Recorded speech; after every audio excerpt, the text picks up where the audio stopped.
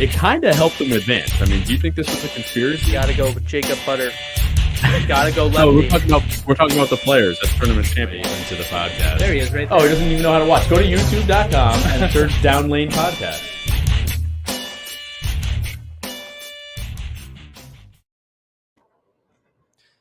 Good evening, ladies and gentlemen. Welcome to Down Lane Podcast. We are streaming live from the lab at Town and Country Lanes. I'm your host, Kyle Haines, and with me is the assistant to the host, Anthony Scaccia. Welcome back once again. This is my 26th week here, and very excited to be here again. How are you doing today, Kyle? Just bringing the fire every week. Listen to you. Well, yeah, I thought I heard somebody knock at the door. It's throwing my whole thought process off. It doesn't take much. Could have just been chewing gum.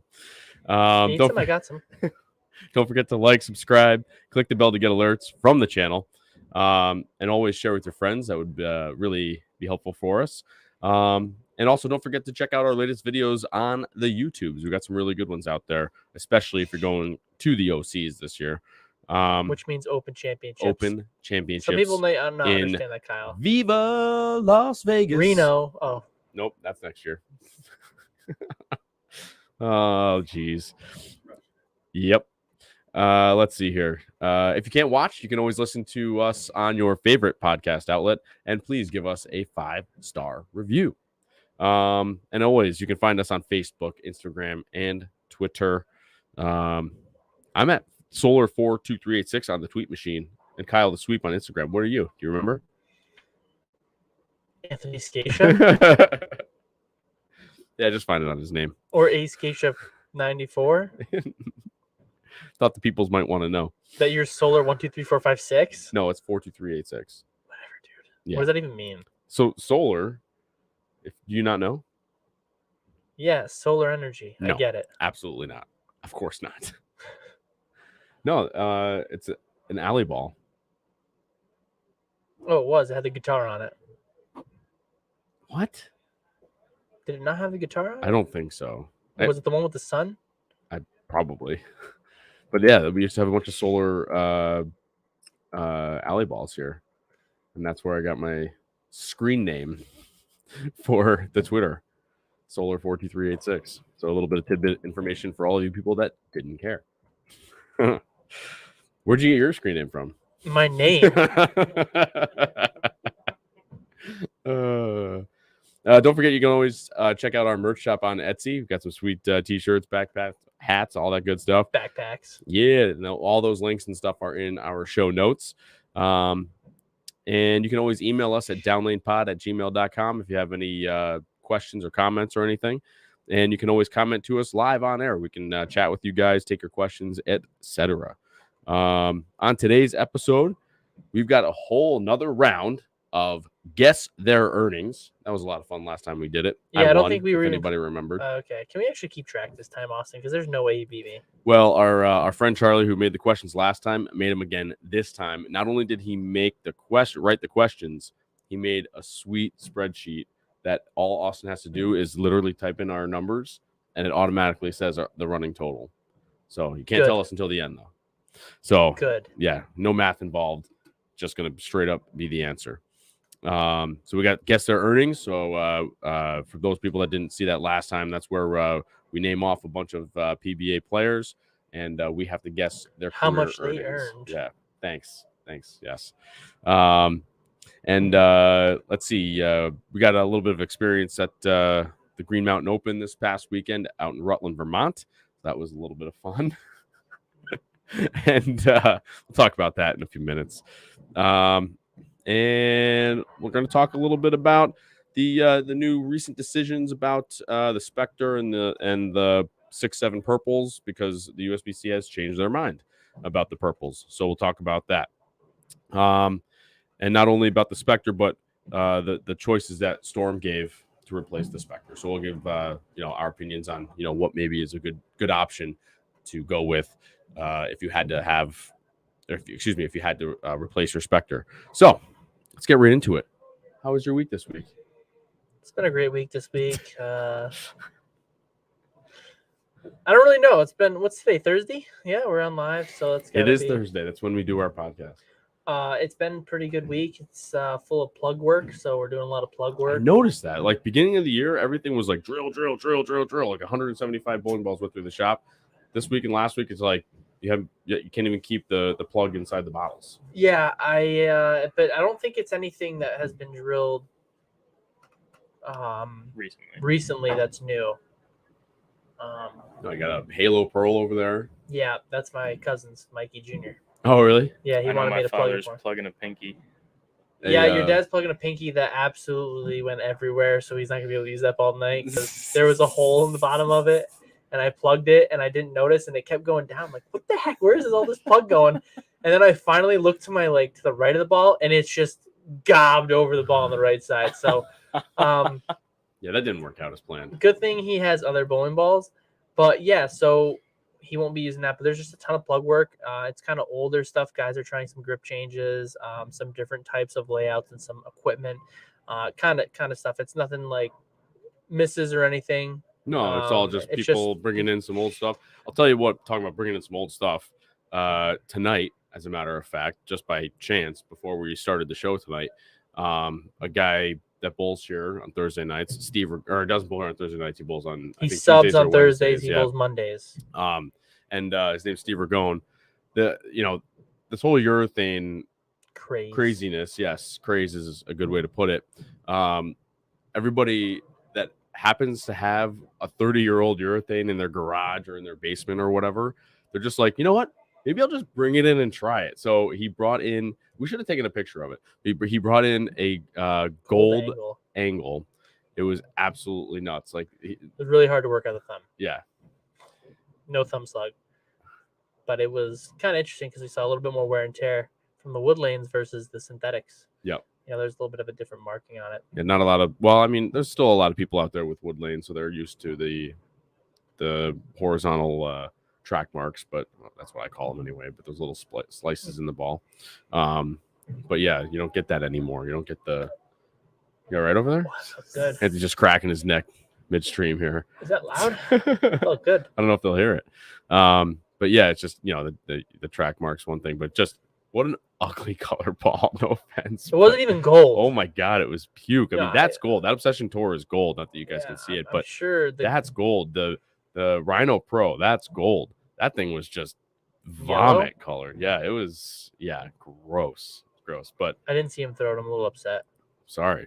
Yeah. I mean, you were out there during practice and you didn't see any shots. No, so nope. He probably couldn't even get his thumb out. It's hard. Oh, and we didn't get to test it either. We were going to throw the durometer on it just to see. Yeah, we should have done I guess it was probably in the same area as the axe, like 78, 79. So yeah, that's my guess. But yeah, I thought that was pretty neat that he brought that in. But there's so many guys. Another guy we bowl with, Art Hoffman. He was using a old Quantum, real. Yeah, Quantum. like back in the day, Quantum. 16 pounds still. Yeah, at a place with wood lanes. Yeah, and he was using that. He said it was crazy how much he could actually hit the head pin with it. He didn't think it would work, but he bowls on wood lanes, and I guess that's what he uses. Yeah. He just drilled the purple and said it hooks way too much. Yeah, compared to that thing. Yeah. So, Yeah, good week. A lot of plug being thrown here. Yeah, a lot of plug. I think we need to get to the Green Mountain Open conversation. Why? What's the matter? I just want to know how you bowled. I bowled great. And Austin's laughing.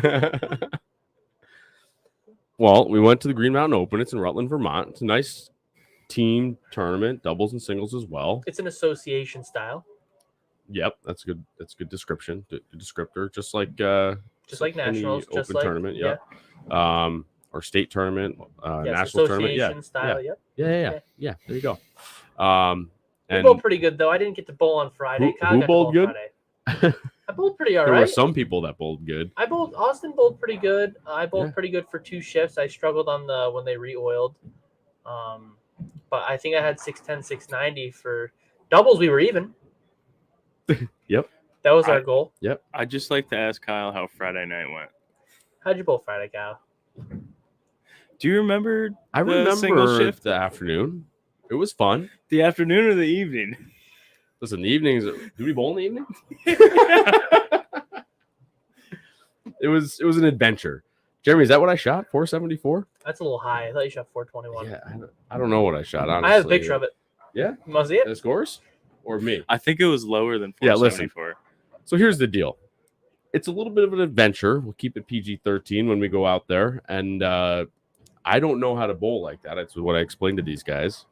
The first shift, I shot 600 even, I think, because I shot 230, 210, and then 160. Things started to fall apart, and then they just kept falling apart. Timing started to get a little lazy. Yeah, it was not good, but and I kept telling these guys, I don't know how you bowl like this. Like it's just I don't get it. I can't do this. At one point, I heard you say, "I need a coffee."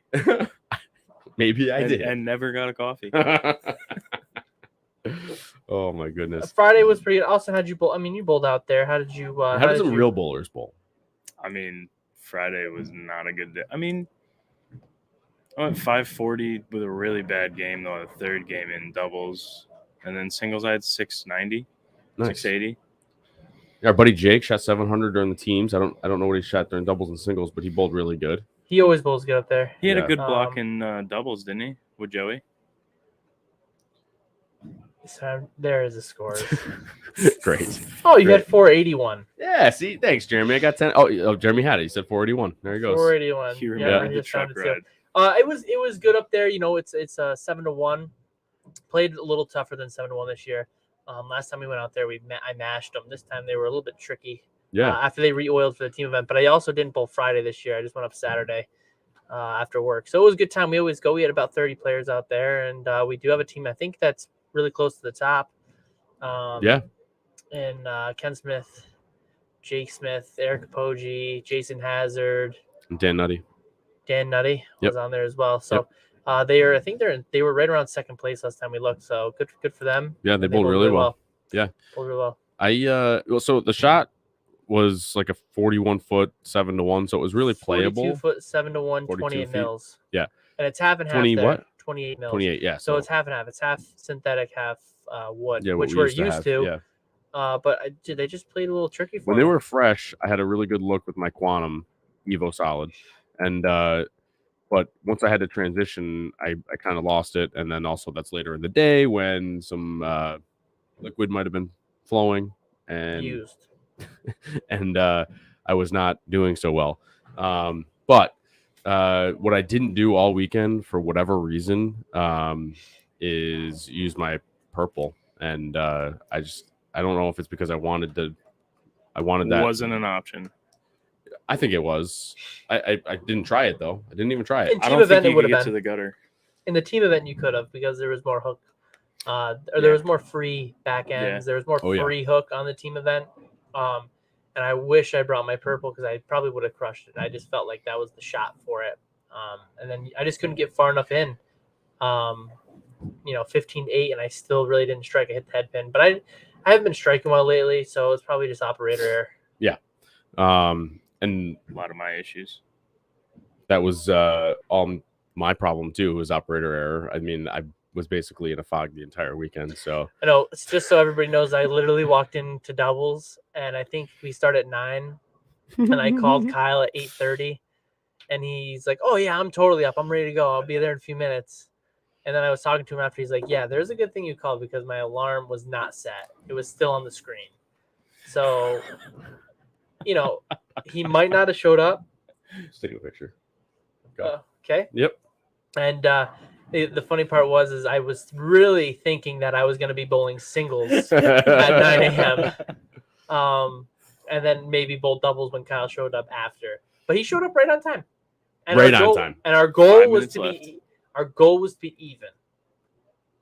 And we nailed hit it. that goal. We nailed I it. think we were like +3. And we both bowled Bad. opposite each other. Both bowled bad, but like if I shot 220, you shot 180. If you shot I shot 250, and then you shot 150. Yeah. So I remember going to the second game, and I'm like, "So I need to strike out to stay even." And you're like, "Yes," and I was like, "Well, I'm gonna have to do it for the team." And we ended up staying even. And then the last game, I think I shot 180. I think you shot like 230. So we were plus, and we ended up being plus. I think the better story of the weekend though was in the team event when we're in like the second game. I had one strike in like the 7th frame. Oh yeah, this was awesome. So then we're going 9 frames. Anthony has not struck. I didn't strike. I didn't strike 7-1. This is almost not even a challenge pattern at this point. It played tough. But for me. It was a challenge. That was an adventure. We get up in the 10th frame, or he gets up in the 10th frame, and we literally the bowling alley stops just to get behind Anthony and for the strike to cheer on and Anthony turns back to me and he goes, "I'm more nervous on this shot than I've been for any 300 I've ever thrown." Yeah, wow, I can't say that though. The 290 at Nationals, you were pretty freaking nervous. But yeah, I was nervous, but I was locked in though. It's a little different. Yeah. You know what I mean? Yeah. You had no idea what I was doing. Strike. Yeah. Right. I played left with my other urethane ball. I played the middle. I played left. I played like in the middle ground. And then I listened to my ball rep, and I went over to my brother and said, "I'm clueless. What am I gonna do?" He goes, 15-8, and I'm like, "What ball?" He goes, "I don't know. Just throw 15-8." And I said, "Okay." And then I threw a strike. You threw it pretty hard there, though. You were just like, kind of not spraying and praying because that's not what a lefty does. But you were just basically throwing it hard and hoping it struck in the. Yes, I was praying to Jesus that I hit that in the right spot because I left a bunch of stuff. So it was for us. Funny. Yeah, we had we had 2 strikes combined in that game. The last game, I think I actually ended up shooting 190, 150 because I think I threw a few splits in there. And the last game I shot like 200. So all in all, for how many shots I really threw, it wasn't completely terrible, except for the middle game. So I came home, drilled 2 bowling balls. Yep, Kyle came home. What'd you drill? I drilled a new phase 2 and a phase 4. Yep. So that's what we ended up doing. We found out that I don't really have anything to get real inside and bend the lane. You just found that out? Like Beckham. Yeah, just finding it out. And that works really well. Like I have a zinc pearl that does it, but just not that great. The layout is too a little too long. Have you thrown the phase 4? What's that? Oh yeah. Yeah. He had last 6 yesterday with it, I think, the Nationals pattern when it opened up a little bit. He ended up throwing last 6, but the phase 2 was drilled to kind of be a step off of his quantum solid because the old one, which by the way we found out is from 2017, he had no idea I didn't drill that ball. Johnny drilled that ball in 2017 before we went to Nationals in Syracuse. So we just got another one. We made a little stronger pin to be a little more of a step down into the Evo. It was a 5-inch pin, I think. Yeah. And it went a lot longer. I think we found out.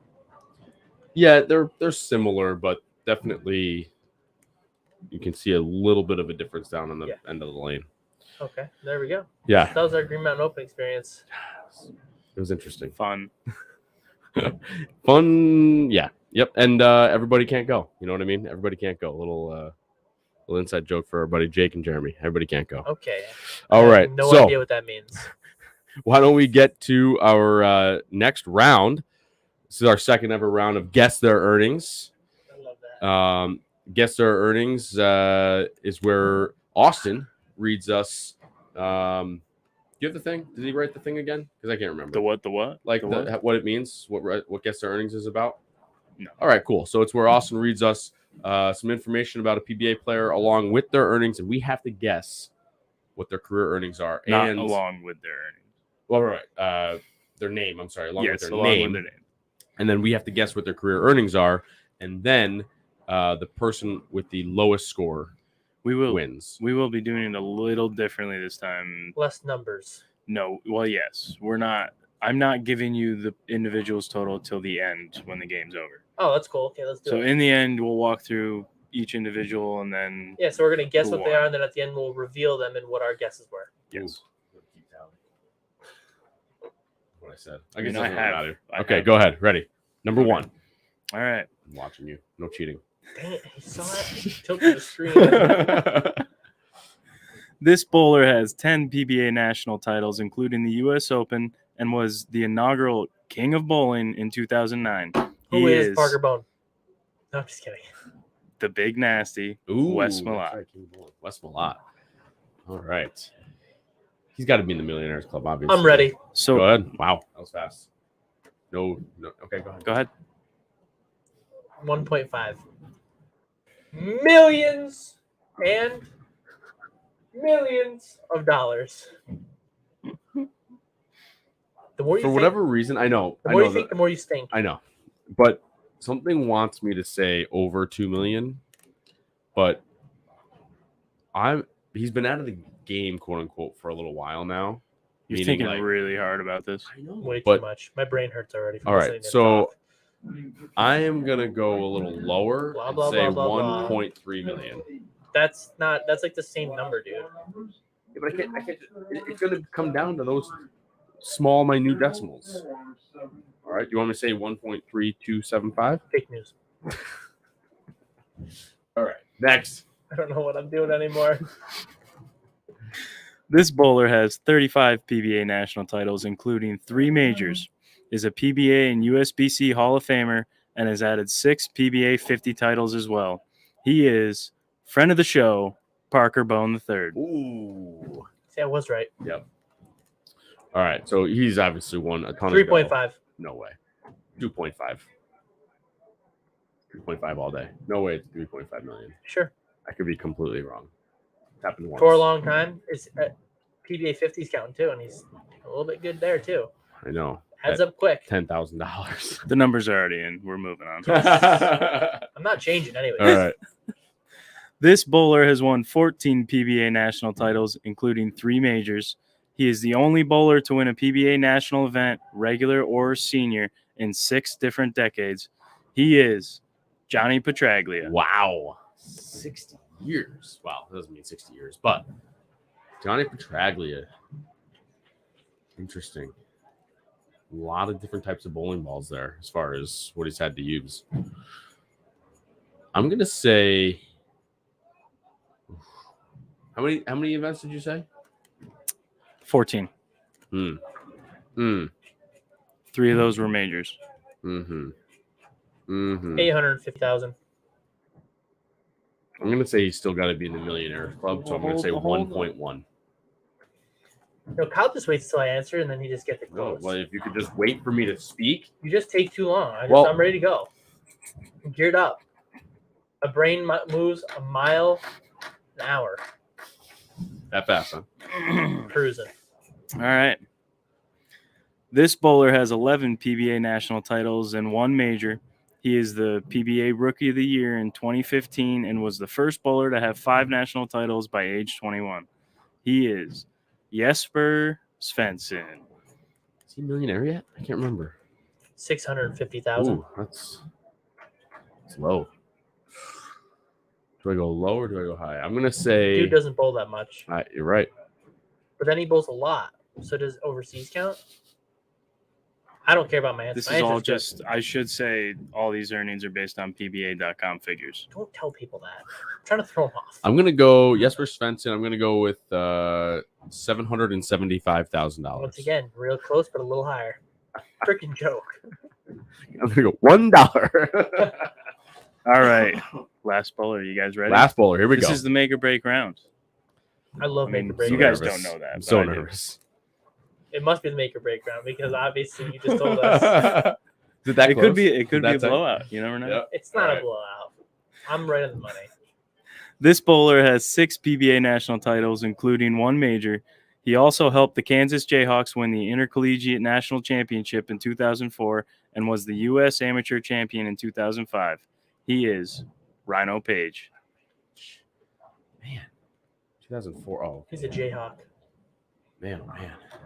985. No, I'm gonna say 350,000. Wow. Is that too low? Wow, Okay, that's an insulting No, number. guess but- is already in. that's all right. Insulting. How many numbers did you say? Or how many titles did you say? 7 million. 6. Yeah. Okay. Yeah, I think I'm right. Okay. All right, here we go. I still think I won. All right.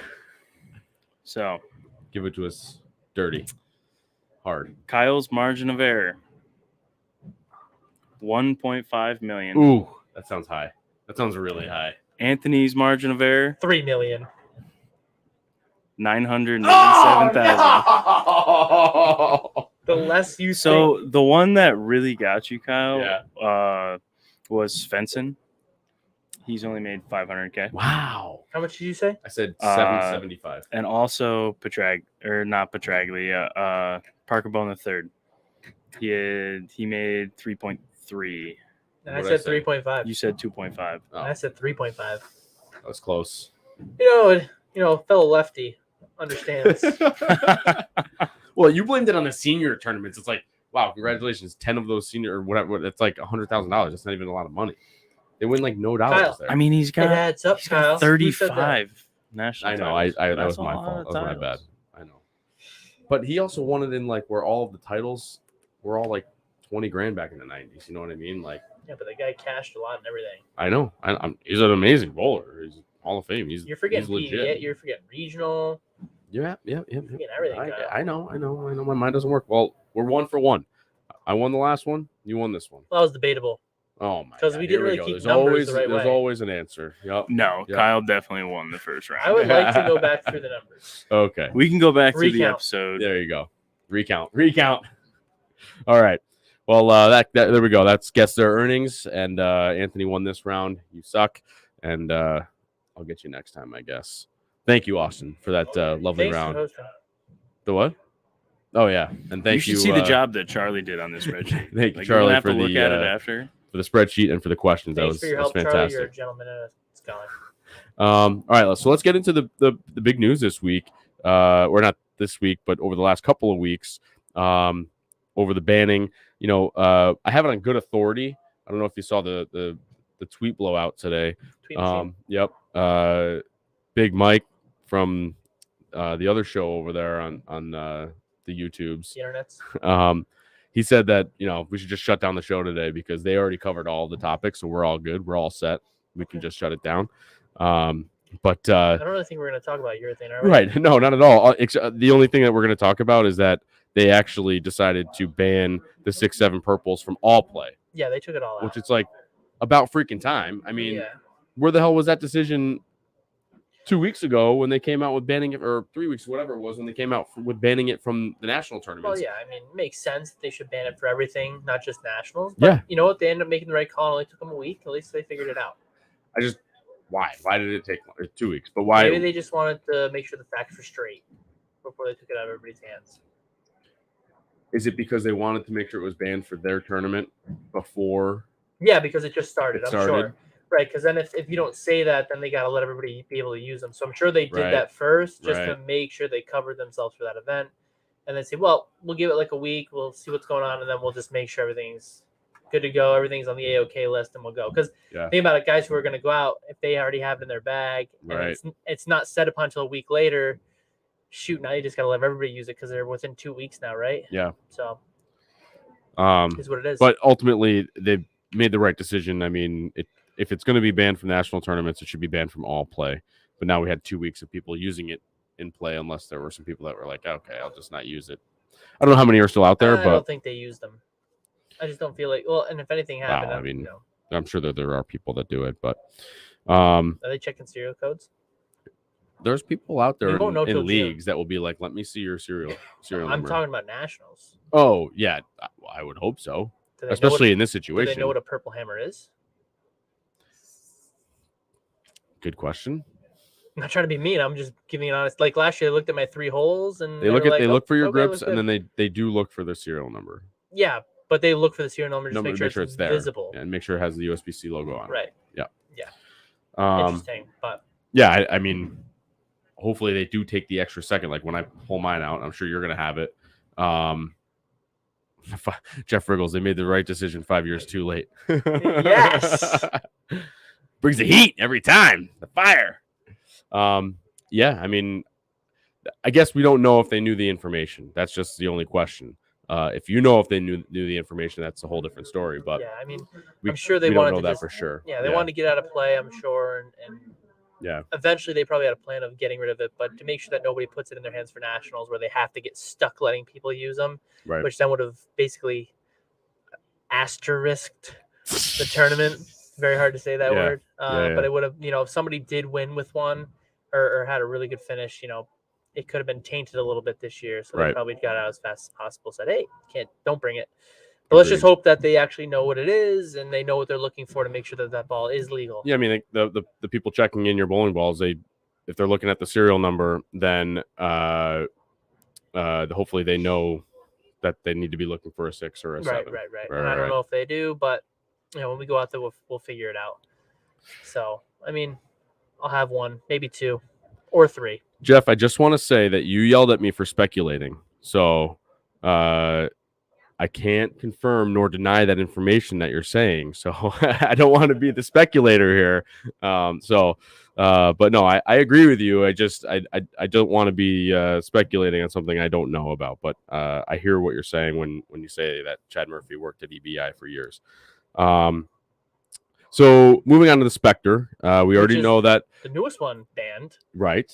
So let's not just talk about urethane anymore. Right. It's going to be all resin. I think I was talking to one of my customers today. We were talking about this is kind of revolutionary for bowling. There's a little bit of a revolution going on. What's going on? What's next? Our manufacturers going to be checking even more closely to each other's, competition bowling balls. How did it happen? So, which will be interesting to see. But it is kind of a revolution because now people who are not enlightened upon, a little bit more of the science or what goes on, how a ball hooks or, cover stocks, stuff like that. Now people who weren't as interested are now saying, what the heck does hardness have to do with the bowling ball? Yeah. So now it's creating a little bit of a spark. Came in here, like when they found out that we had durometers and stuff, they were like, we're punching holes in every single bowling ball. Like, people obviously these are not like, scientific instruments. But they just want to see, but they're understand. Super interested. Yeah. Right. So it's also good for the game a little bit in a way if you can put the right spin on it because people are now interested in what's going on. And maybe this will spark a little bit of an upswing in, people talking about the USBC, maybe volunteering, upholding the rules of the game. Maybe we can start to make a little bit more of a turn. Not saying that they don't, but it could be done a little bit better in my opinion. Yeah, I mean, I agree. Like we've said before, especially with bowling balls, that's a whole basket of its own. But when it comes to lanes and your favorite is foul lines and everything else. Foul lines should be on. I actually, if you noticed, I turned them on last night. I did. And then I fouled on a spare shot. Yes, you did. And I was like, Jesus, Anthony. But that's okay. But that's what they're there for. And I like to turn them on because they should be on. Because that's, there is an out of bounds bowling. That's right. So, but yes, I completely agree. I like that, the rules are being enforced, right? Now, Storm believes that their bowling balls are meeting the specifications that are set forth. They test their bowling balls before they send them to the USBC. USBC is disagreeing. They think that all 98.6% of the balls, which is incredible to me, are illegal. We obviously handheld durometer, but we hit it a bunch of times. It's right there. Like it's right at 72, 73. We had a whole range of them right around there, 71, 72, 73. So it's very close on a handheld durometer. I'm sure a perfect one would find something different. But, yeah, of course. But at least we have an idea. Yeah. But again, all of the resin bowling balls that we've tried in here are very close. Are all the same. All borderline. They're all at 72 or 73. They're all very borderline. Yeah. And just like Ron said last week, they're all towing the line. Yeah, well, you have to. I mean, I don't know if he necessarily said that, but he certainly did. He said they are getting as close to the line as they possibly can. Okay, then you can say he said that. I'm just going to say the highest performance. Whoever can get the highest performance. How can you get the highest performance? They're not going to have a harder ball because that's why I asked: is entry level and high performance different hardnesses? Because you don't need the other ball to hook as much. So you can just make it a little harder and just kind of keep a very similar formula. and it's probably going to hook a little bit less. And he was like, no, like every bowling ball is basically 72, 73, whatever it is. Right? Yeah. 73, whatever the error is. You Right. know, they're putting it right there on every single bowling ball, which is pretty crazy to me. I mean, I would just feel like if I had an entry level ball, I'm going to put it at 75 and call it a day. Right. I mean, how much can it really affect it? I'm sure it will, but it's an entry level ball. It's not really. Yeah.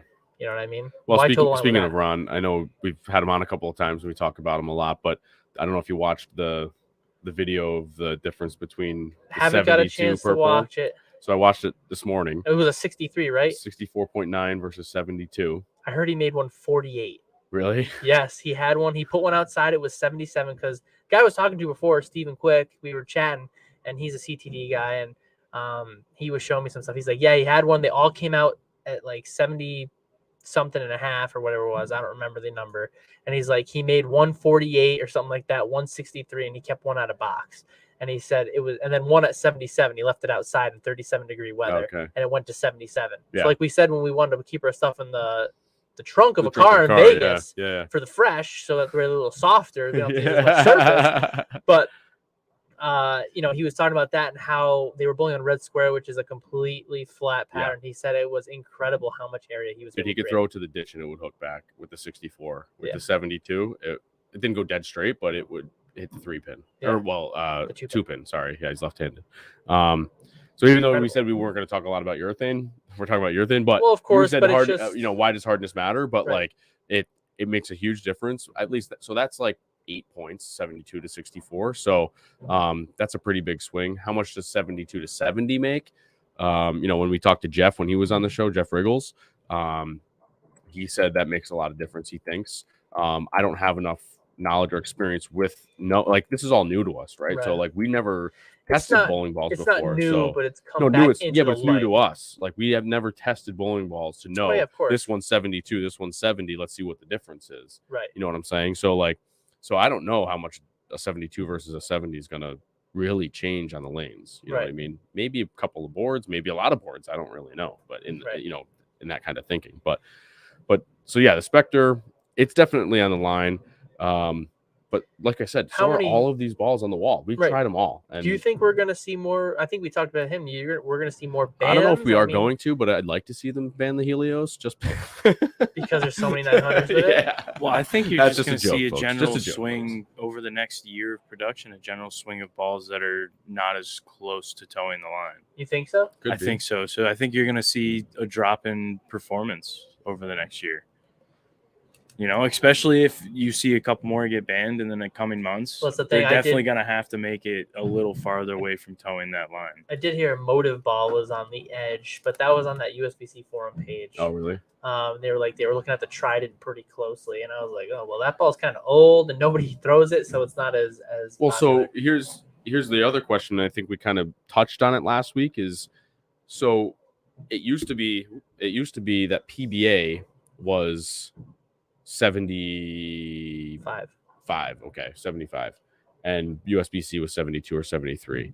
But now PBA is down and USBC is higher. So would it be advantageous for the PBA or whoever to bump that up so that the balls are at least legal off the production line? That's what I asked Ron. I said, why don't they raise the PBA? Because then the USBC needs these balls on tour. Right. To help market and advertise, and it would make it so that way those balls aren't as close. And then two, I mean, you don't have that issue of how far can they drop unless it's urethane. Obviously, we've come to find out urethane drops more, but that resin is extremely interesting because it doesn't change as much, but they're still towing the line so much. Yeah. I mean, I as a production guy, if I was production guy, I'd be nervous because that's my job on the line. If something goes wrong.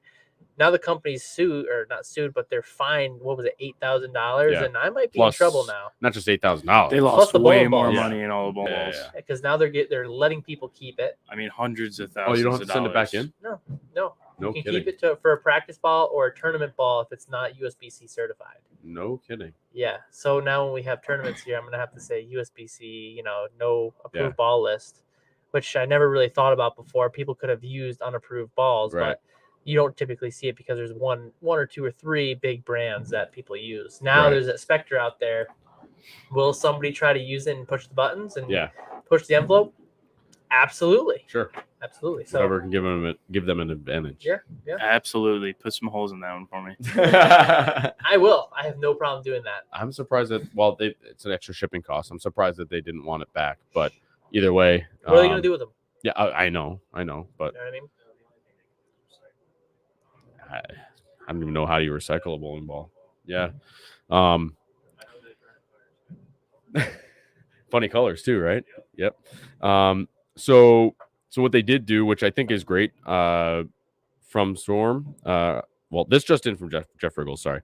Because PBA having its own hardness standard means testing and the logistics and costs make that not feasible. 1,000 plus balls for the field, 10 punches. Yeah. So no, I wasn't necessarily saying testing, Jeff. I was just saying like having. Well, I understand, but having them have the higher hardness, at least forces the ball companies to produce at the higher hardness so that they're USBC approved, so that they can make the tour.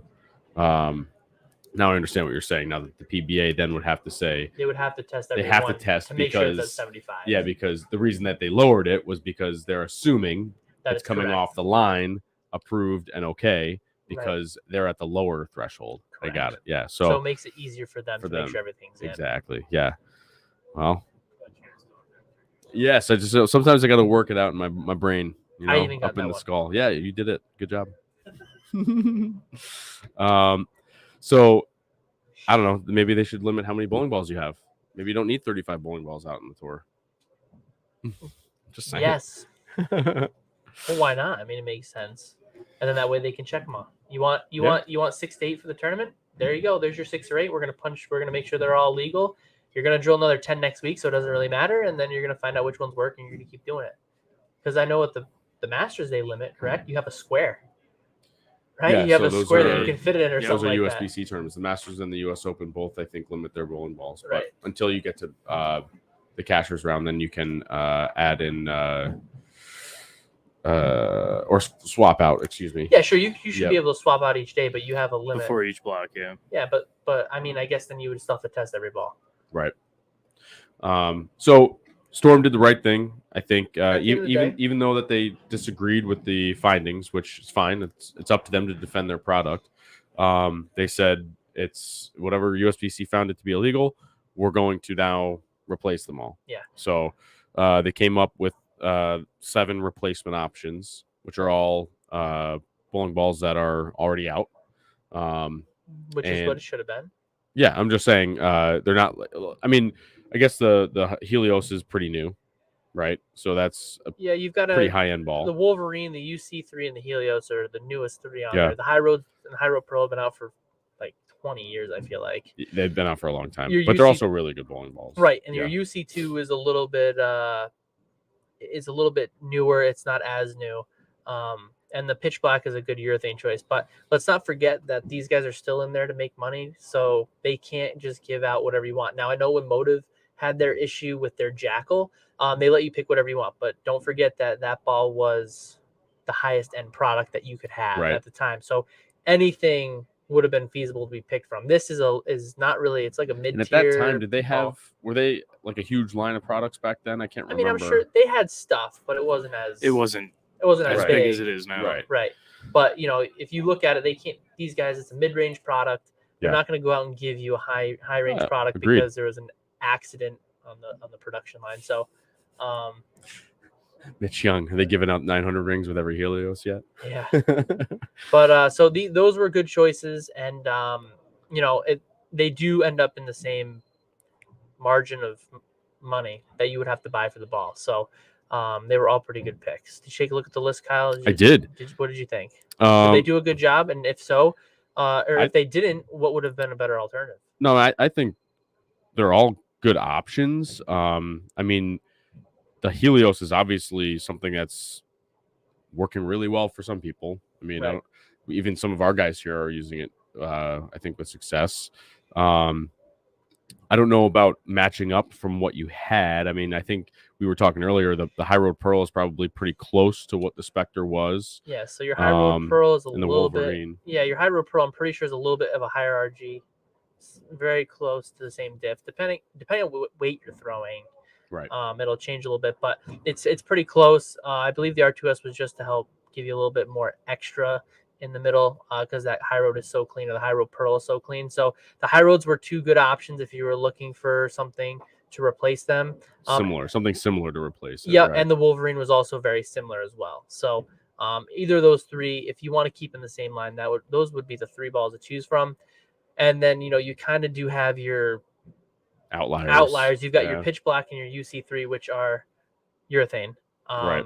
The Pitch Black is definitely urethane. The UC3, I still think, listen, they can say it's pure urethane. That's fine. It just reacts a little bit differently. And plus, it's an asymmetric. So it still isn't that same price point, but it is an asymmetrical piece, kind of like the UC2. So if you want something a little bit stronger than that Spectre, then you could easily go with one of those two. Probably UC2 would be the better pick because it is a pearl instead of the urethane. And then if you want something that's a stronger symmetric, the Idle Helios would be the ball. It's probably, UC2 is probably a little bit stronger, but that Helios is the strongest ball other than the other ones on there. It's stronger than the other ones on that list. Anthony, good at English. Yeah. So it all depends what you're looking for, but just remind yourself you did buy that ball for a certain reason, or for a certain performance. So they gave you choices. 3 choices, in my opinion, that fit the same performance and they fit exactly what you bought that Spectre for. And the other ones are just extra options in case maybe you didn't like that ball. Right. You didn't like that ball and maybe you want to step up to something else. Right. Yeah. Because you got to think they could have easily just said you get a High Road Pearl, or Wolverine, and said, because that's what the Spectre was very similar to. Right. And you could say that's what you get. Those are your 3, but they actually gave you a few other options here.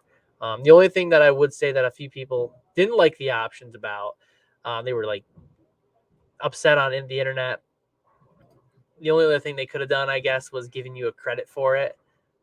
And then if you wanted a different ball from the 7, you could have picked another one and paid the difference, but then it would have been way too much paperwork. And then your pro shop would have had to do a little bit more. I actually did take all of my people who bought the Spectre, I told them to bring it, and I did all their information for them. Because I figured that just ship them to the shop. That's what I was just about to ask. I mean, if you want to do that, you could just go through your pro shop operator, say, hey, which ball can you sell easier? Yeah. What ball should I trade in? I did have a few people do that, but I wasn't really interested in bringing in a bunch of bone balls. So I was like, listen, you got to take them. I didn't purchase the Spectre. You did. So they have to keep them, but they could sell them to somebody else. That's fine. Take them and put them on eBay or Facebook, whatever, if you don't really want them. But these balls are definitely suitable for what you bought the Spectre for. So don't be upset. And at least they gave you something, right? At least they said, hey, keep the ball for practice. I mean, what happens if they were arguing or and just didn't give you anything? Right. Like, what if they were petitioning the findings? Like, I don't even know if you can. Like, I don't know what the rules are. But, like, what if they were petitioning the findings and just decided you have to wait until the petition's over, and you've got this ball that you paid, a couple $100 for or whatever, $180. Probably about 190. Yeah. And I got to sit and wait on it. You can't use it, right? Because they determined it to be illegal, out of play. So that would just suck. So they, even though they disagree with the findings, they're absolutely doing the right thing, which I think is good. Like you said, my personal opinion, UC3 isn't really even close. It's a nice ball. I like using it, but it's just not the reaction I think that you're looking for. Like you said, it's asymmetric. Well, that's if you didn't like what you got. I guess so. Point, you know what I mean? Like, if you liked what you had, then the High Road Pearl, and the Wolverine will easily give you what you were looking for. I'm looking at the numbers right now. They are a little bit of a higher RG, so the ball will clear the fronts a little bit better. Possibly, depending on the cover. I know the High Road is a hybrid, and the High Road Pearl is obviously a pearl, but the differential isn't as high. So the Spectre did have a little bit more hook in comparison to the High Roads. And then we'll look up the Wolverine quick. I know it's close. I don't remember the numbers off the top of my head. Usually I'm pretty close, which is surprising because I don't remember numbers very well. But they should be close. what one would I pick? I'd probably go the high road, just because the high road is. It's got a track record. I mean, yeah. The RG on this Wolverine is 254 and the differential is 053. So basically, you're getting the same exact ball in that Wolverine, except you're just going to get a 900 global cover stock on it, which is still made in the Storm factory. So I'm sure that they use very similar additives. That's probably the ball to go to. right. If you're going to get one. Very good. What do you think, Kyle? I agree. Why would I disagree with you? We finally figured out my arsenal. Maybe. We'll see how it goes. For Nationals? Yeah. Oh, we did a pretty good job. But we'll see. The only thing is Storm did the right thing here. They got the balls out quick, 3 to 5 weeks, which is actually pretty quick. You can't complain about that. That seems like a long time, but to me it seems like a long time. Well, you know what? 3 to 5 weeks, they got to process everything. I'm sure they have to go through every serial code. I tried to enter 2 of them just to see what would happen, not to try to get another one, but it does come up and say you can't. This one's already been redeemed. So, they've got a nice little system there, and you can pick right through it, send it to your pro shop, send it to your house. Your address is asked for, but then you can ship it anywhere you want. So everybody's stuff who's getting it will be shipped to our shop here. And that way I'll just keep them on until the guys are ready to get them. But 3 to 5 weeks really isn't that bad. Probably 3 to 5 weeks for a product defect is what we'll call that, because that's probably what they're going to put that under, is product defect. Yeah, right. 3 to 5 weeks is pretty fast. I would think so. Probably a week to ship out, and depending on when you do it, and depending on how much the overload was, because I tried to use the website one day and it just didn't work. Yeah, I'm sure they sold a ton of them. Yeah. So, I mean, Storm, no matter what ball they put out, it's gonna sell. Yeah, like I tried to do Kyle's Spectre that he had, and I never got the email. It never went through, but it said that it worked. So we're not sure what happened, but it was Kyle. So we'll don't worry, you'll be taken care of, Kyle. Sure, you're my friend. Sure. Sort of my friend. All right. Well, that's good. Good on Storm. Good on the USBC. We'll see what comes up next. I don't know if it'll be urethane. I don't know if it'll be resin. You said the Trident, maybe. That's what they were saying. It'd be crazy if it was 2 motives in like a decade. That'd be nuts. The other motive one was because I think the differential was too high. It was a weight block malfunction versus a cover stock malfunction. But it is interesting to see that they are measuring that. And I know Jeff said on there that you can't measure every ball the hardness. I'm sorry, but I'm going to have to totally disagree. If we're going to put money into it and make it legitimate, you got to test. You got to test them. Because if a guy makes a show and then you test them and then it's illegal, you're going to look like an idiot again. I mean, and over and over. I got to be honest. How hard is it going to be to add 2 more durometer stations? They don't have any. Well, they don't have any. Well, they have the one for the show, or I don't know if it's handheld or if it's a They can't be using a handheld one. I hope no, I'm sure they're using a legitimate one. So how hard would it? It would just cost money and startup. The problem and then is these 2 guys extra have employees. so many bowling balls, and then they got to pay people to actually punch them and know what they're doing. Yeah. It's more of a process than I think anybody understands. No, I definitely get the process, but at the same time, if you're going to make it fair for everybody, even though life's not fair, but if you got to make it fair for everybody and you're only going to test in the show, if you get a ball that's illegal on the show and that player was using it, the whole tournament is in shambles. Right. Because that guy made $5,000 or $10,000 up to the show. And now you're going to say, oh, sorry, you can't use it. Right. Sorry. Yep. Here, take the money still. Yep. And I get it. It's going to take a lot of work, and it might never work. But, I mean, if you're going to do it at the professional level, we need to have standards. And if they don't want to have standards, in my eyes, they become the USBC, because the USBC is starting to lose the standards too. And it's not me being mean. It's just me looking at everything and the way things are going. So we need to stop it, put a line on it, and say, no, we're going to go back and regulate a little bit more here to make sure things are a little bit more fair. And make sure that each company is not having any of this happen. Yeah, and we'll see where the USBC is going, because in the past years it's been like that, especially not taking away oil patterns, but rules on oil, taking away or maybe not testing. We don't know. Bowling balls all of a sudden. We're not sure exactly what happened. We don't know, but now we're finding bowling balls being illegal. They're going to start certifying lanes again, or making different certifications. They're going to announce that at the convention.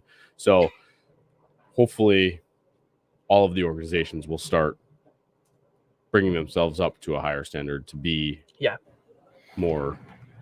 I would definitely check out Jeff's most recent comment. It happened. It already happened. I know. But if it continues to happen, Okay, so now we had another guy win, but was that Spectre tested? I'd like to know. Was that Spectre tested? I don't think they were testing any at that point. Right. Right. So now if that Spectre's legal, that's the second time in 1 year that balls would have been illegal and people made money on the illegal bowling balls. So how, you know what I mean? So, and I don't disagree. Yes, it happened already, but it needs to be more often. You know what I mean? I don't know. Maybe I'm just too old in my ways. All right, so fun question before we go. If you could take one cover stock and one core to combine, what would it be? And they have to be different bowling balls. And there's two. Talking about, are we asking me? Anyone. So we're either going to put the Absolute Nirvana core which is a Brunswick ball, with a complete NV, which was like the Traction .048 cover stock from like 2013 when I shot my first 300, or we're going to put the NV core with I think it was the ECS whatever cover that the Absolute Nirvana had on it, because I absolutely crushed with both those balls. I used a complete NV for like 6 years, by the way. Bridge cracked out and everything. Awesome. I think I had it until I was 18 years old, 19 years old. And I still use it. Span didn't fit. I spun it like a spin biscuit because the span was so short, but I crushed with that. I'm stuck here because I'm going nationals or house shot. Dude, I don't even care. I know, but why does it matter? It's just the fun. Because you're thinking too much. I know. Again, I don't think too much because everybody's gonna go, well, that was easy, because I'm gonna say purple cover with, I don't know. You can't make the purple better. It doesn't matter what they did. They did the Pink Widow, and I don't think the Pink Widow is as good as the purple still. Yeah, it's not any better. So you can't really put. I'm trying to think of any core that I. Of course, you would go with the illegal ball too. The closest to illegal one you can get. The 6.7 cover. Yeah. With the the motive core. Well, mine would be the core from the Black Widow Nasty, which is the Black Widow core. Yep. With the whatever cover was on the Virtual Gravity. Ooh. Which one? The original. The original one? The Nano. The Virtual Gravity Nano. So I had a Nano base cover stock on it. That's not a bad pick. That cover stock rolled great for me. Yeah, you crushed with a lot of people liked that ball back in the day. If you remember that, what do you think? He's reporting all of our conversations. No. You missed the other ones. He reported on all this stuff with Velmo and Rash using the Spectres. Those paths. I'm sure he has. Yeah. I know. No, I think he has. But I just wonder if other, some people might. I'm a subscriber, Jeff. I'm sure. Still not getting my alerts though. Some people might not read about that. They might not read it. I still don't know. I gotta. Kyle, it's not that hard. No, it's really not. Kyle just makes things way too I do. Like, you could have 3 options. Just put one. I'm trying to remember what I don't remember what my first cover on it. Ooh, there we go. I'm trying to remember what my first 300 ball was. It was either a Power Blitz or a. Mine was a Prodigy. Mine was a complete envy. I was 13. I don't remember what it was. I threw that Prodigy for like 6 or 7 years. I remember that. Ball was nasty for you. It could have been a Power Blitz. I'm trying to remember what my. Let him think. We'll just keep talking about. I believe that was Ryan Sickler's old ball. My memory is terrible. Prodigy? Yeah, I think he gave it to me. It's bad. I have no memory. Okay, Kyle's just not going to pick. That's fine. He's just going to do a vibe core with a phase 2 cover. There we go. Vibe core. Vibe core purple cover. Oh, me and Craig Taylor had a good conversation about the Midnight Vibe. All right. Okay, so they did a blue hand. That knocks that down. So let's get the bowler of the week. Remember, guys, if you guys want to get the bowler of the week, or would like to nominate someone to be bowler of the week, click the link in the show notes, and you can nominate yourself or someone else to be bowler of the week.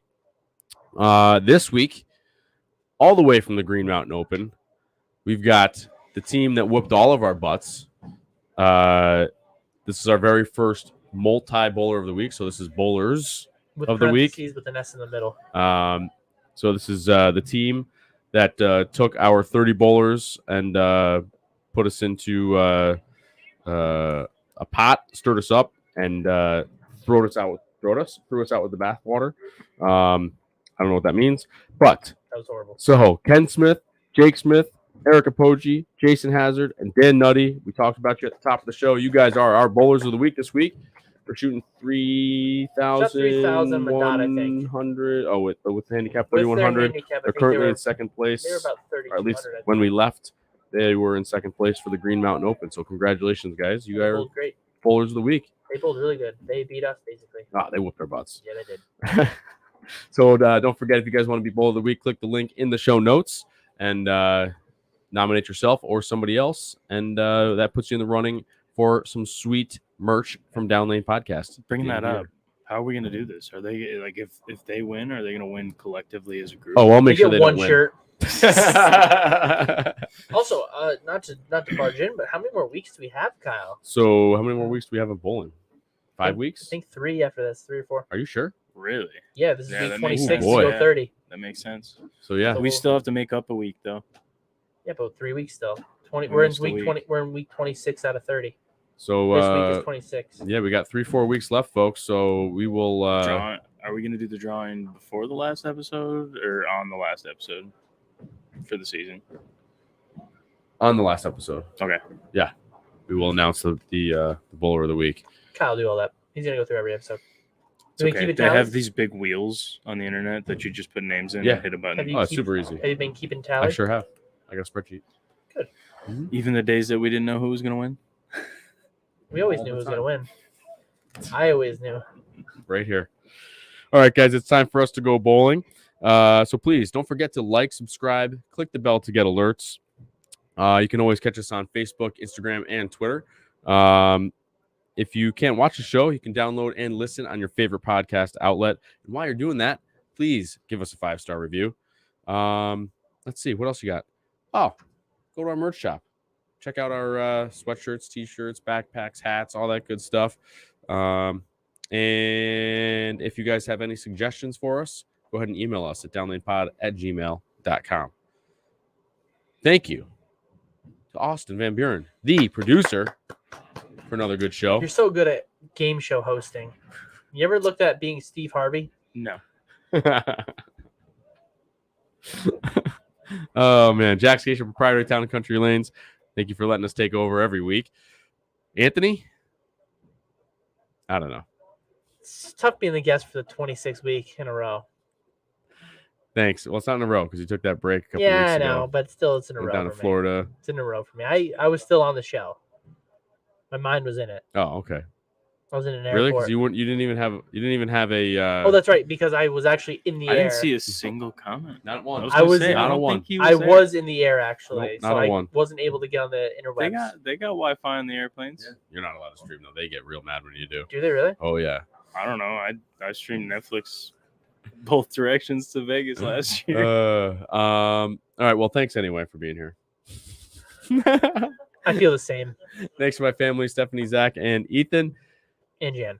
And we will see you guys next week. This is Down Lane Podcast.